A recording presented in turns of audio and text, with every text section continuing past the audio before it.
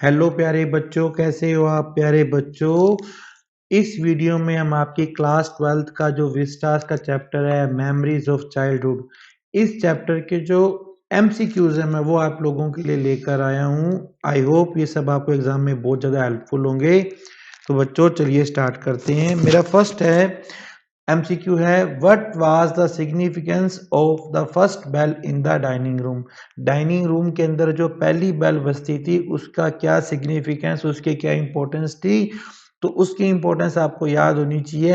A to remain standing, आपको खड़ा रहना है। देखिए अगर आप ये वीडियो पूरा का पूरा सुनते हैं तो आई होप आपका जो मेमोरीज ऑफ चाइल्डहुड वाला चैप्टर है वो कंप्लीट हो जाएगा।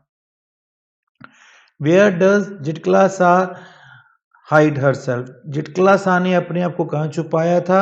तो आपको पता है बिहाइंड ए चेयर, चेयर के पीछे नहीं था। अंडर द टेबल, टेबल के नीचे नहीं था। बिहाइंड द डोर, दरवाजे के पीछे नहीं था, वो था अंडर द बेड, उसने अपने आप को बेड के पीछे छुपाया था।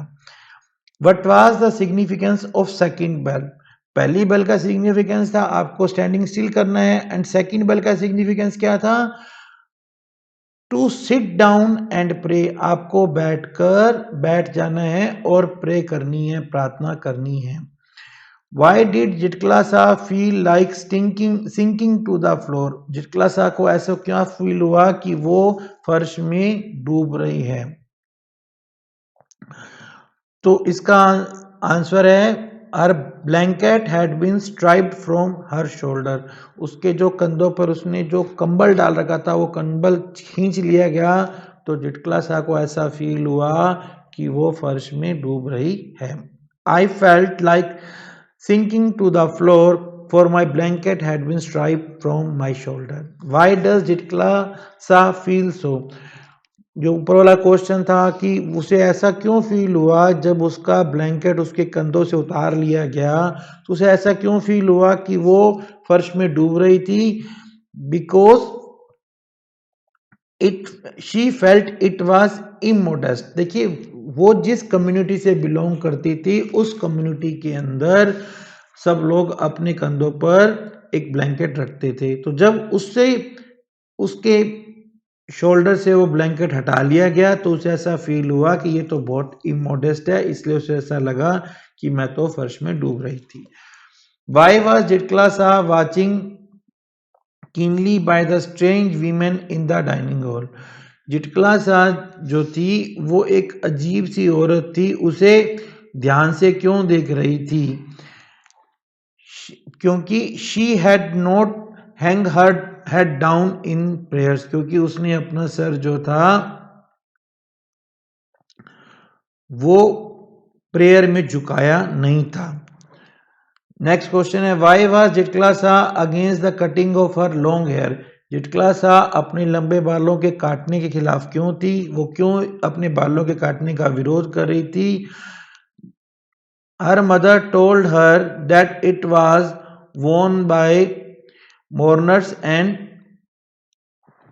कोवर्ड्स, जो क्योंकि उसकी फैमिली में उसकी मदर ने उसे ये सिखाया था कि बेटा जिनके बाल काट लिए जाते हैं वो तो जो कोई शोक में होता है, किसी की फैमिली में कोई डेथ वगैरह हो जाए या जो लड़ाई में हार जाएं, जो कायर होते हैं ना उनके बाल काटे जाते हैं, इसलिए वो अपने लंबे बालों के काटने का विरोध कर रही थी। While writing about Carlisle school Zitkala Sa criticize, Carlisle school के बारे में लिखते समय जिटक्लासा ने किस चीज को क्रिटिसाइज किया है, dogmas and evils of operations, जो लोगों को दबाने के तरीके हैं, जो सिद्धांत हैं, जो बुराइयां हैं, उसने उन सबको क्रिटिसाइज किया है। हाउ वाज जुडविन डिफरेंट फ्रॉम जिटक्लासा, जुडविन जिटक्लासा से कैसे डिफरेंट थी। She was submissive and accepting, क्योंकि जो जुडविन थी वो सबमिसिव थी, डरपोक थी, और जो जो कुछ उसको कहा गया, जब उसके कंधे से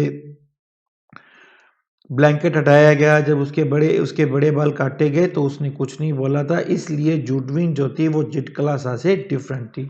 जिटक्लासा compare herself to a puppet, how did you think she justify her comparison, Zitkala Sa ने अपने आप को एक पपेट से कंपेयर किया है।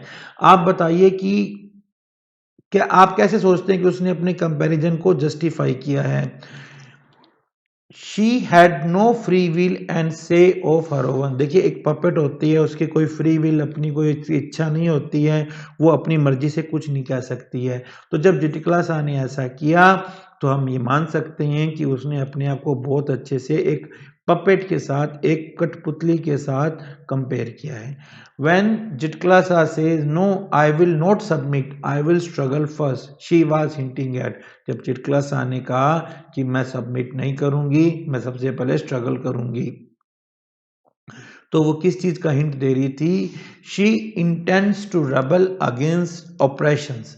तो वो जो समाज उसको दबा रहा था, उसको ऑप्रेस कर रहा था, वो उसके खिलाफ विद्रोह की इच्छा रखती थी, वो ये हिंट हमें दे रही थी।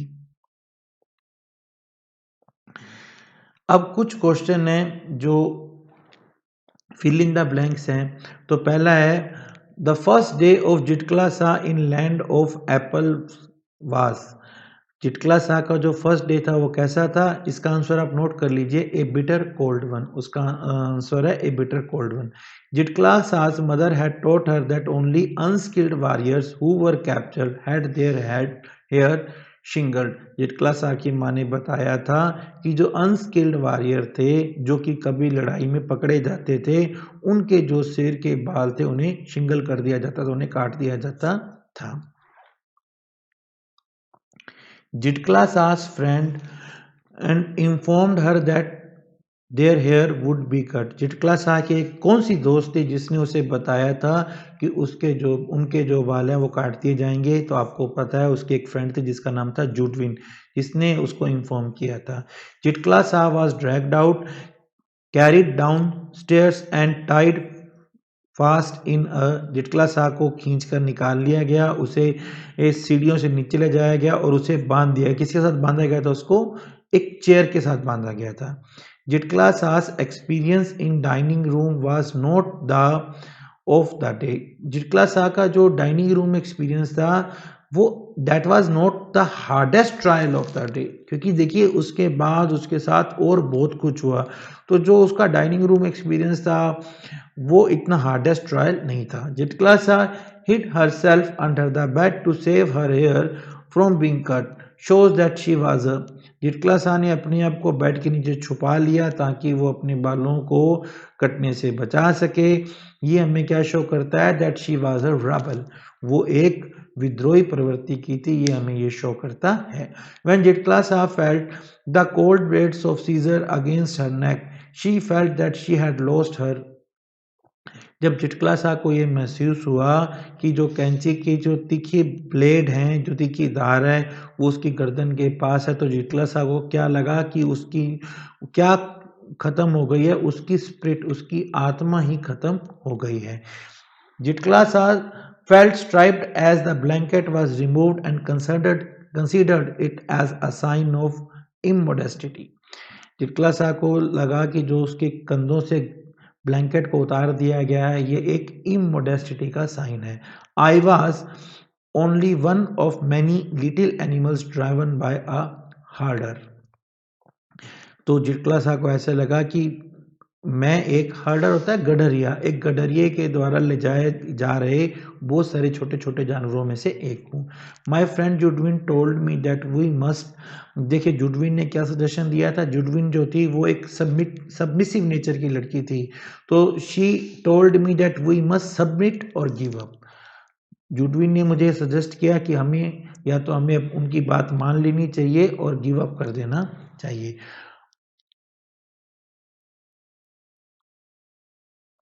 अब कुछ रेफरेंस बेस्ड कॉन्टेक्स्ट क्वेश्चन है। As I walk noisily in my soft moccasins I felt like sinking to the floor. देखिए इस लाइन का स्पीकर कौन है? इस लाइन का स्पीकर है Zitkala Sa. Where is the speaker? Speaker कहाँ है? आपको पता स्पीकर अपने स्कूल में है, तो इसके स्कूल का नाम है Carlisle school. And why does the speaker felt was like sinking to the floor? यहाँ पे उसने सिमली यूज किया, लाइक आया है, तो कैसे स्पीकर को ये क्यों लगा कि उस स्पीकर को ऐसा क्यों लगा कि वो फ्लोर में डूब रहा है, क्योंकि because her blanket was removed from her shoulder, उसका जो ब्लैंकेट था उसके शोल्डर से हट गया था।